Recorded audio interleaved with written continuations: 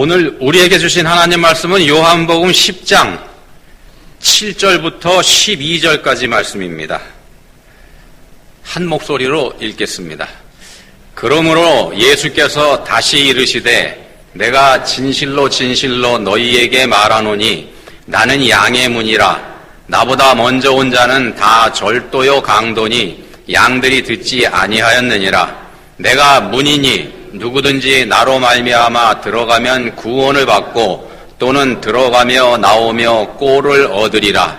도둑이 오는 것은 도둑질하고 죽이고 멸망시키려는 것뿐이요 내가 온 것은 양으로 생명을 얻게 하고 더 풍성히 얻게 하려는 것이라. 나는 선한 목자라. 선한 목자는 양들을 위하여 목숨을 버리거니와 삭구는 목자가 아니요 양도 제 양이 아니라 이리가 오는 것을 보면 양을 버리고 달아나나니 이리가 양을 물어가고 또 해치느니라. 아멘. 네, 낮의 통문이라는 말 여러분 들어보셨나 모르겠습니다.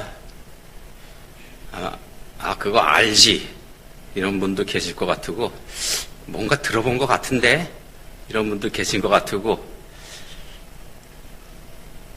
그게 뭔데?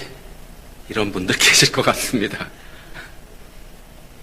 문 이름입니다. 문 이름.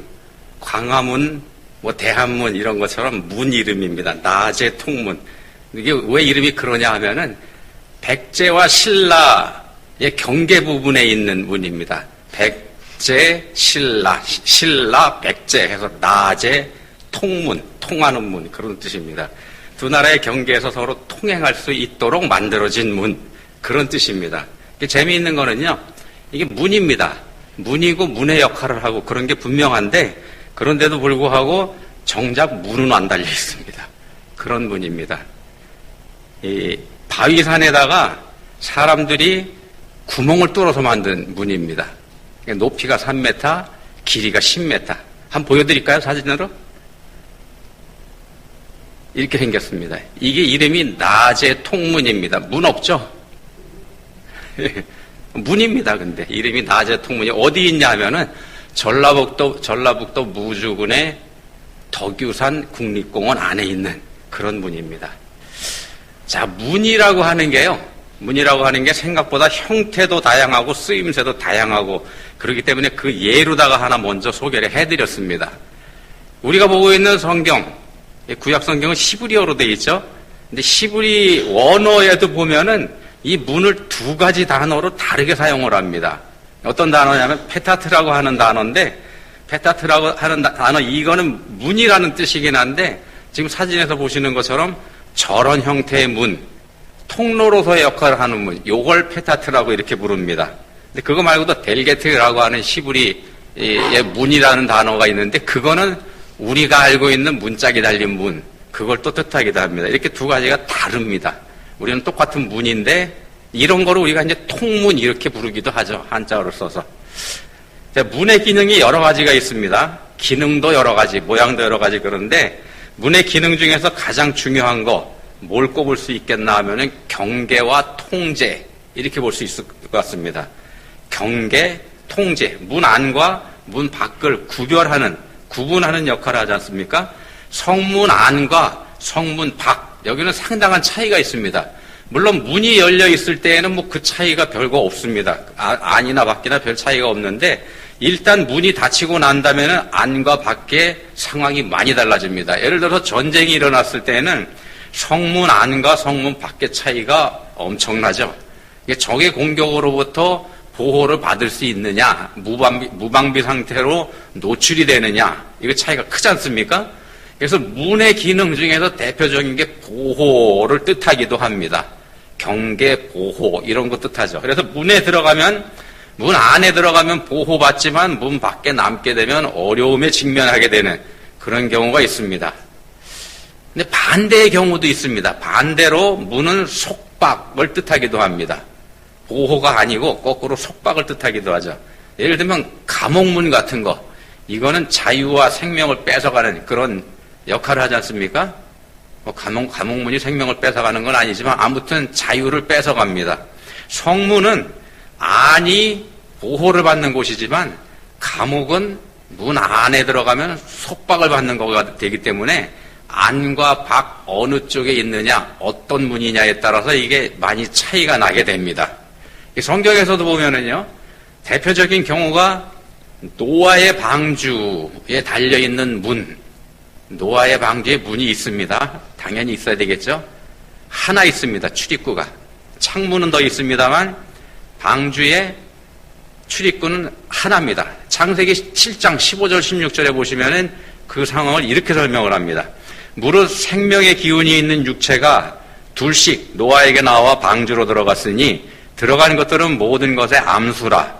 하나님이 그에게 명하신 대로 들어가매 여호와께서 그를 들여보내고 문을 닫으시니라. 여기서 말씀합니다. 여호와께서 문을 닫으시니라 이렇게 말씀을 합니다. 방주의 문을 하나님이 닫아버리셨습니다. 그리고 그 결과가 어떻게 됐는지 조금 내려가서 방금 말씀드린 게 15절 16절인데 조금 내려가서 21절 22절에 가면은 그 결과를 이렇게 말씀을 합니다.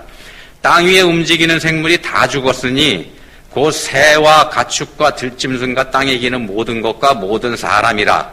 육지에 있어 그 코에 생명의 기운의 숨이 있는 것은 다 죽었더라. 다 죽었습니다. 자, 방주의 문이 삶과 죽음을 갈랐습니다. 방주의 문이 삶이냐 죽음이냐 이걸 갈라버렸죠. 하나님의 심판을 전한 노아가 방주를 만들면서 120년 동안 하나님의 말씀을 전한 겁니다. 하나님이 심판하실 거라고. 근데 그 말을 우습게 여긴 당시 사람들은 방주에 들어가지 않았습니다. 그래서 한 사람도 생명을 구하지 못했죠. 하나님께서 방주의 문을 닫아버리셨기 때문에 그런 결과가 나온 겁니다.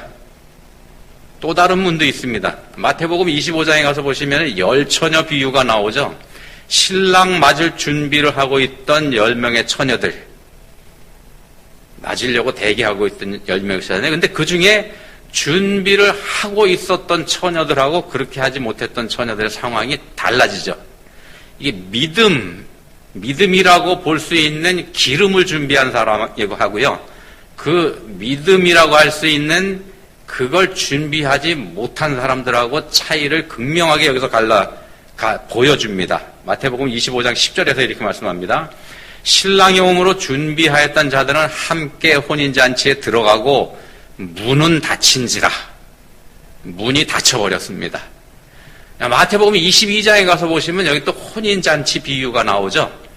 예수 그리스도라는 믿음의 예복을 입지 않은 사람이 잔치자리에서 쫓겨나는 장면, 그 장면을 22장 13절에서 이렇게 묘사를 합니다. 그 손발을 묶고 바깥 어두운 데에 내던져라. 거기서 슬피 울며 이를 갈게 되리라. 문 밖에 내던져라 그런 뜻이죠. 문 밖에 쫓겨나게 되는 겁니다. 그리고 예수님을 구주로 받아들이지 않은 사람, 그러니까 자기 마음 문을 닫아 걸고 있는 사람에게 요한계시록 3장 20절에서는 이런 말씀을 합니다. 볼지어다 내가 문 밖에 서서 두드리노니 누구든지 내 음성을 듣고 문을 열면 내가 그에게로 들어가 그와 더불어 먹고 그는 나와 더불어 먹으리라. 성경에 문에 관한 말씀들이 이렇게 꽤 많습니다. 몇 개만 소개해드린 겁니다. 다 말씀드리면은 시간 모자랍니다. 성경에서 문은 이렇게 죽음과 생명을 가르고요. 영생과 영벌, 이 경계 역할을 하는 그런 걸로 나타나기도 합니다. 문이 경계를 가른다 이렇게 말씀드렸지 않습니까? 하나님께서 지키시는 문이기 때문에 그 구분이 엄격합니다. 그 구분이 엄격하고 누구도 넘어갈 수 없는 그런 경계이기도 합니다. 본문 7절에 보시면은요, 본문 7절에서 예수님은 나는 양의 문이라 이런 말씀을 합니다. 나는 양의 문이라. 그리고 9절에서는 내가 문이니 이런 표현을 하시죠. 그래서 한 번 더 당신께서 문이라는 걸 확인하십니다. 그 문이신 예수님으로 말미암아서 9절에서는 구원을 받고 10절에서는 생명을 얻게, 구원을 받고 생명을 얻게 한다 이렇게 말씀을 합니다. 그래서 예수님 자신이 구원과 저주, 생명과 죽음의 경계이시라는 걸 말씀합니다. 왜 그러냐면 예수님은 당신 자신을 문이라고 말씀하셨지 않습니까? 문 밖과 안과 이게 차이가 나기 때문에 구원이냐 저주냐 생명이냐 죽음이냐 이걸 가르는 경계가 된다는 말씀입니다. 예수님이 문이시다 이런 말씀을 하는 거죠. 근데 이 말씀에는 예수님이 문이시라고 하는 이 말씀에는 오직 유일하다는 뜻을 포함하기도 합니다. 문이라고 하는 건 하나만 있지 않습니까? 물론 뒷문도 있고 그러긴 합니다만 정상적인 건 문은 하나입니다. 다른 길은 없고 그 문 하나로만 통행할 수가 있게 되죠. 앞에서 소개해드렸던 낮의 통문이라고 하는 건 사람들이 뚫었다고 말씀드렸습니다. 사람들이 구멍을 내서 바위를 뚫어서 만든 문입니다만 구원의 문은 예수님이 뚫으신 문입니다. 예수님이 만드신 문. 이게 선한 목자로 오셔서 당신의 생명으로 뚫어놓으신 길. 그게 생명의 문, 생명의 길 그렇게 됩니다. 하나뿐인 그 문이 구원이고 그 문이 생명의 문입니다. 양의 문이 되시는 예수님, 선한 목자이신 예수님, 본문에서 그걸 말씀하는데 이거에 대해서 오늘 한번 생각해 보겠습니다. 어떤 신학자가요, 이런 말을 했습니다. 우리 인간들의 실상, 우리 인간들의 실존에 대해서 이 신학자가 이렇게 한마디로 표현을 했습니다. 불안에 둘러싸인 고독한 존재. 이게 인간의 실상이라는 겁니다. 불안에 둘러싸인 고독한 존재. 우리 인간들의 현실을 이렇게 얘기했는데 겉으로 보기에는 화려하고요. 겉으로 보기에는 행복해 보이고 또 그럴듯해 보이고 그러긴 하지만 내면의 실상을 들여다보면 우리 인간이라는 존재가 고독한 존재더라는 겁니다. 왜 그러냐? 함께할 사람이 없으니까. 바꿔 말씀드리면 믿을 사람이 없으니까. 그러니까 고독할 수밖에 없다는 겁니다. 고독한 존재입니다. 근데 그 앞에 붙어 있는 수식어가 뭐냐면 불안에 둘러싸인 고독한 존재가 인간의 실상이라는 겁니다. 우리 현대인들을 보면은요, 현대인들도 고독함을 느끼죠. 그래서 그 고독함에서 벗어나기 위해서 개발한 게 SNS이지 않습니까? 이 SNS를 통해서 많은 사람하고 교통하고 소통하면서 그렇게 삽니다. 그래서 우리가 언뜻 보면은 현대인은 고독하지 않고 활발한 교제를 이루면서 많은 사람하고 통하면서 사는 것 같지만 이거 사실상 허구지 않습니까? 허구. 클릭 한 번으로 그 모든 게 다 날아가 버립니다. 그런 허무한 겁니다. 때로 클릭 한 번으로 날아가 버리는 이 특징이 장점이 되기도 합니다. 다 지워버릴 수 있으니까. 근데 그게 장점이 된다고 하는 건 이미 그 사람이 고독한 존재라는 것을 증명하는 것이기도 합니다. 그 증거이기도 합니다. 이게 문을 닫아버리면 모든 거하고 경계를 짓는 거고 모든 거하고 결별하는 거가 되기 때문에 그렇습니다. 다 지워버리는 거죠. 자, 인간의 실상을 불안에 둘러싸인 고독한 존재라고 정의한 이 신학자는요, 이렇게 되는 원인이 뭔지도 얘기를 했는데 그 원인이 뭐냐 하면 사람들이 자기 자신을 사랑하지 않기 때문이다. 이런 진단을 했습니다. 사람들이 자기 자신을 사랑하지 않기 때문에. 자기 자신을 사랑하지 않기 때문에, 그러니까 자기 자신을 사랑하지 못하기 때문에 고독하다는 겁니다. 자기 자신도 사랑하지 못하니까 누구도 사랑할 수 없게 되는 겁니다. 그래서 나만의 울타리, 자기만의 울타리를 세우고 거기에 든든한 문을 만들고 든든한 자물쇠로 걸어 잠가버립니다. 누구도 들어오지 못하게. 그래서 고독해집니다.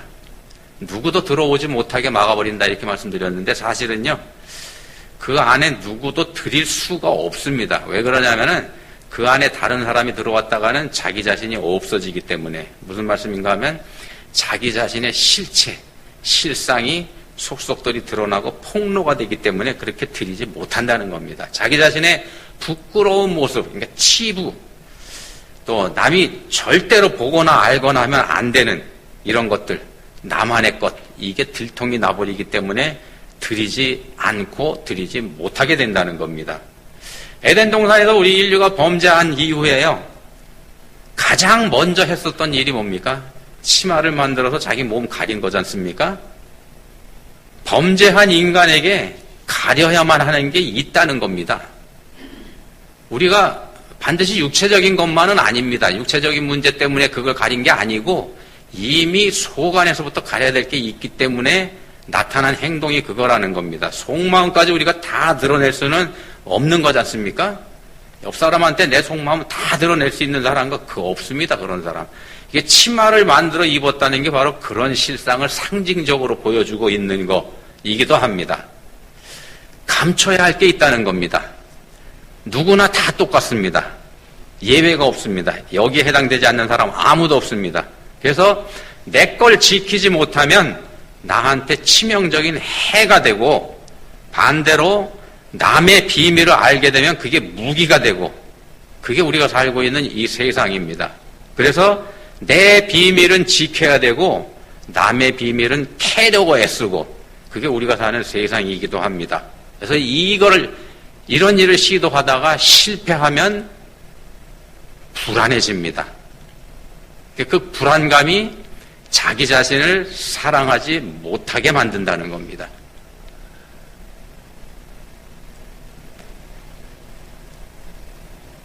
본문 11절에 보시면은요, 예수님은 나는 선한 목자라 이런 말씀을 합니다. 나는 선한 목자라. 선한 목자는 양들을 위하여 목숨을 버리거니와 삭구는 목자가 아니요 양도 제 양이 아니라 이리가 오는 것을 보면 양을 버리고 달아나나니 이리가 양을 물어가고 또 해치느니라. 선한 목자하고 삭군을 여기서 대비시키죠. 근데 삭군은 목자가 아닙니다. 왜 말씀하죠? 12절에서 삭군은 목자가 아니요. 목자가 아닙니다. 여기서 목자라고 불리는 사람은 그래서 이 말씀에 비추어 보면은 여기서 본문에서 목자라고 불리는 사람은 양의 주인 이렇게 해석을 해볼 수가 있습니다. 여기에서 삭군은 주인이 아니고 고용된 사람입니다. 그러니까 품꾼이죠. 품꾼을 말하는 겁니다. 본문의 삭군은 자기한테 주어진 역할만 하면 되는 사람. 그런 사람이 삭군이고 품꾼이고 그러죠. 이 이스라엘 지역에서는 마을 단위로 공동 목축을 하는데요. 공동 목축을 하면서 마을 사람들이 품꾼을 고용을 합니다. 그래서 양을 치게 하죠. 양을 치게 하는데 그렇게 고용된 사람을 얘기하는 겁니다. 여기서 얘기하는 삭군, 품꾼이요. 이게 밖에서 살아야 되죠. 양을 치는 사람은. 그래서 험한 일입니다. 또 짐승들이 오면은 그걸 막아야 되기 때문에 위험한 일이기도 하고. 자, 들에서 사는데 들짐승 한두 마리가 온다 그러면요. 목자가 뭐 막아낼 수도 있겠습니다만 문제는 때로 몰려올 때입니다. 때로 몰려올 때, 짐승이. 그래서 양의 주인들도 어느 정도 손실은 인정해 주는 게 이 지역의 통례입니다. 예를 들어서 본문에도 이리가 온다 이렇게 되어 있는데 이리가 때로 몰려올 경우에 양을 버리고 도망쳐도 책임을 묻지 않게 되어 있습니다. 책임을 물을 수가 없기 때문입니다. 왜 그러냐면 양을 지키기 위해서 품꾼이 자기 생명을 들짐승에게 내줄 수는 없는 거니까. 설령 그때 양을 지키던 사람이 품꾼이 아니라 주인 목자라고 할지라도 그건 마찬가지입니다. 주인 목자라고 할지라도 그런 짓은 할 수가 없다는 겁니다. 예를 들면 이런 겁니다. 요즘에 개 좋아하고 개 기르는 사람들 그런 분들 많이 있습니다만 제 아무리 개를 끔찍이 사랑하는 사람일지라도 자기가 기르는 개를 대신해서 죽어줄 사람은 없는 겁니다. 똑같습니다. 그거 하고요. 바로 그 부분을 본문에서 짚고 있는 겁니다. 우리 예수님께서. 예수님은 당신 자신을 선한 목자 이렇게 말씀합니다. 그냥 목자가 아니고 선한 목자입니다. 선한 목자이시기 때문에 양을 위해서 목숨을 내놓으신다는 겁니다. 선한 목자이시기 때문에. 이 사실은 있을 수가 없는 겁니다. 있을 수가 없습니다. 선한 목자라는 그런 목자도 있을 수가 없고 예수님께서 말씀하셨지 않습니까? 하나님 한 분 외에는 선한 이가 없느니라.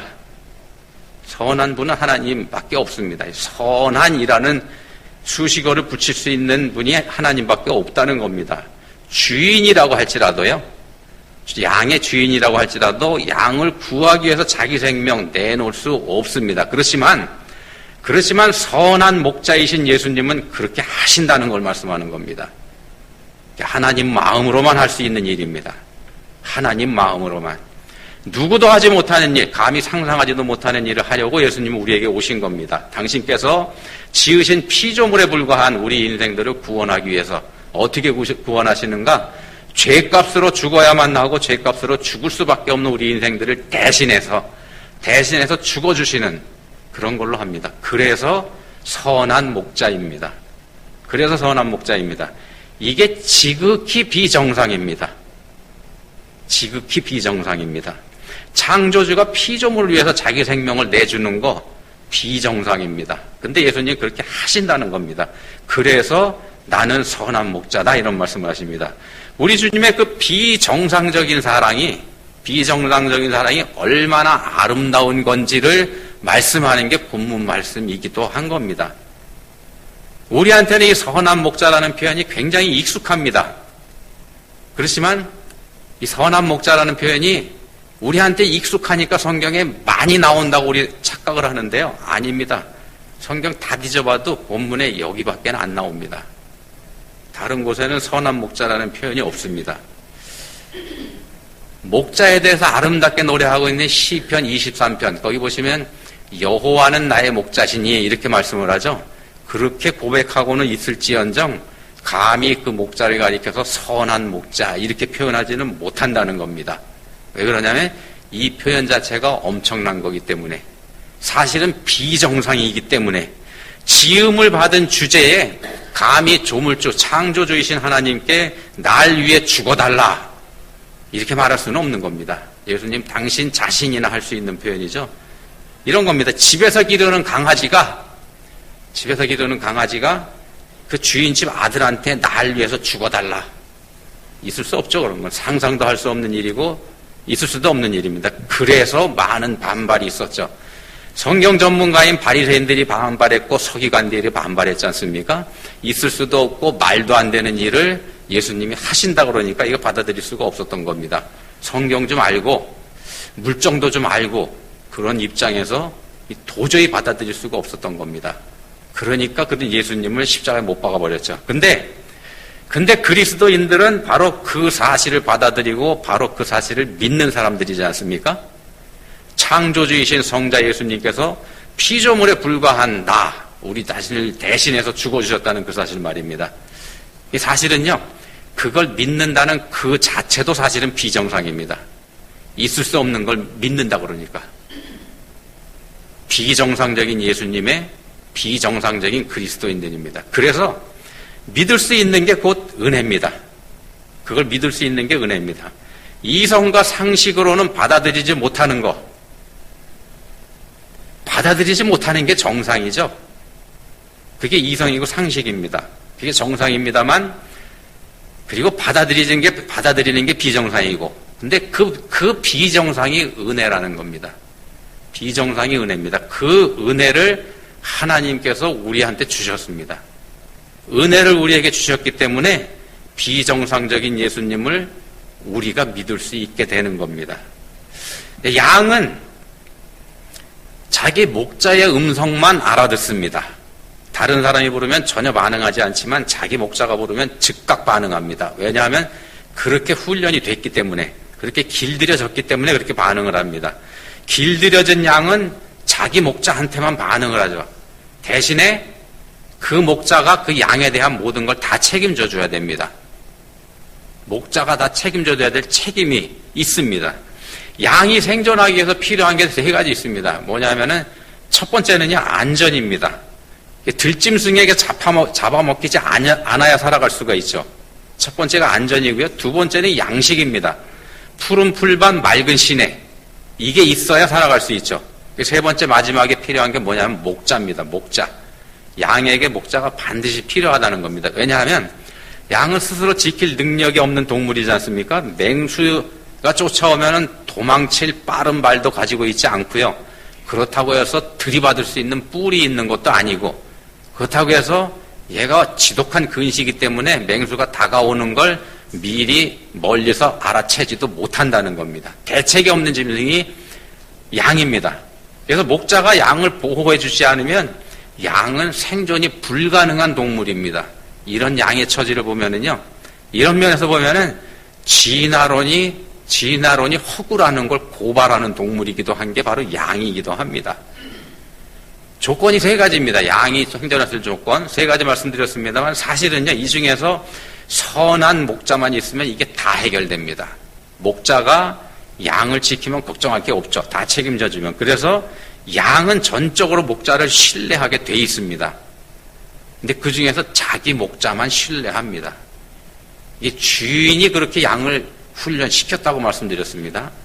그렇게 훈련시킨 거고, 그리스도인이라는 한 사람은요, 하나님께서 은혜로 훈련시켜서 당신의 양으로 삼으신 사람입니다. 그래서 하나님 말씀을 듣고 따라가는 거고, 비정상이신 예수님도 그래서 믿음으로 받아들일 수 있는 겁니다. 자, 예수님은 당신을 선한 목자 이렇게 말씀하시고 또 양의 문 이렇게 말씀하십니다. 나는 선한 목자라, 나는 양의 문이라. 문지기가 아니고 문이죠. 예수님 자신이 양의 생존 근거가 된다, 이런 뜻으로 하신 말씀입니다. 문을 보면 유일한 통로에 해당하는 문, 나를 통하지 않고는 아버지께로 갈 수가 없는 그런 문이라는 걸 분명히 말씀하죠. 창세기 28장 17절에 보시면은요, 야곱이 거기서 이런 고백을 합니다. 두렵도다 이곳이여, 이것은 다름 아닌 하나님의 집이요 이는 하늘의 문이로다. 이는 하늘의 문이로다. 어떤 장면인가 하면은 하늘 문이 열리고 거기서 사닥다리가 내려오죠. 그걸 보고서 한 얘기입니다. 하늘에서 사닥다리가 내려옵니다. 하늘이 내려주신 문, 이런 뜻이죠. 이 인간으로서는 놓을 수 없는 문. 인간이 하늘의 사닥다리를 거칠 수는 없지 않습니까? 자, 하나님의 집으로 들어가는 유일한 문이라는 얘기가 됩니다. 오직 유일한 문입니다. 그렇기 때문에 성경의 다른 곳에서는 이 문을 가리켜서 좁은 문 이렇게 표현하기도 하죠. 자, 그 문을 아는 사람이 선택받은 사람입니다. 그 문을 아는 사람이 길들여진 사람입니다. 하나님의 백성으로 말입니다. 우리가 그런 사람들입니다. 그리스도인이 바로 그런 사람입니다. 유일하신 예수 그리스도를 믿는 여러분들이 바로 하나님의 나라의 백성입니다. 하나님이 당신의 양으로 길들이셔서 믿게 됐고, 믿게 된 여러분을 위해서 성자 하나님께서 생명을 주신 겁니다. 이렇게 보면은요, 우리는, 여러분들은 자기 자신을 사랑해야 될 충분한 이유가 있습니다. 왜냐하면 창조주이신 우리 예수님께서 피조물에 불과한 나를 대신해서 죽어주셨기 때문에, 나는 피조물인데 창조주께서 날 대신해서 죽어주셨습니다. 우리는 자신의 가치를 제대로 알지 못합니다. 내가 얼마나 가치 있는 존재인지, 얼마나 소중한 존재인지, 나는 모릅니다. 누가 아는가? 예수님이 아시는 거죠. 예수님이 아시기 때문에 그 가치를 알고 거기에 우리가 하는 표현으로는 투자하신 거죠. 내 가치를 결정하는 분, 하나님입니다. 내가 나 자신의 가치를 결정하는 거 아닙니다. 결정하는 거, 이렇게 심판하는 거, 이건 하나님이 하시는 겁니다. 내가 하는 거 아닙니다. 내가 결정하고 내가 심판한다 그러면 그게 죄입니다. 우리가 에덴 동산에 지은 원죄가 바로 그 짓을 한 거죠. 하나님께서 당신의 생명을 내주실 만큼 고귀하다고 우리를 판정하신 겁니다. 여러분들은 말입니다. 그리고 그 하나님께서 이제 여러분들한테 말씀하십니다. 내가 너를 사랑하노라. 본문에 보시면 나는 양의 문이라, 나는 선한 목자라, 이렇게 말씀하시는데, 이 말씀은 우리를 향한 우리 예수님의 사랑의 고백이기도 합니다. 기도하시겠습니다. 하나님 아버지, 저희는 겉으로는 잘난 체하지만 가려야 할 것, 들통나서는 안 되는 것, 그런 것들 품고 삽니다. 감추고 삽니다. 들통이 날까봐 전전긍긍합니다. 들키지 않으려고 가리고 또 지키려고 무던히 애씁니다. 불안에 둘러싸여 고독하게 저희가 살아가고 있음을 고백합니다. 이러다 보니까 마음의 문까지 닫으려고 합니다. 이제는 유일한 길이요 진리이시며 유일한 천국의 문이신 우리 예수님 의지하면서 저희가 사랑하며 살 수 있게 해주시기 원합니다. 저희를 사랑하시는 주님 믿고 따라가게 해주시기 원합니다. 예수님 이름으로 기도합니다. 아멘.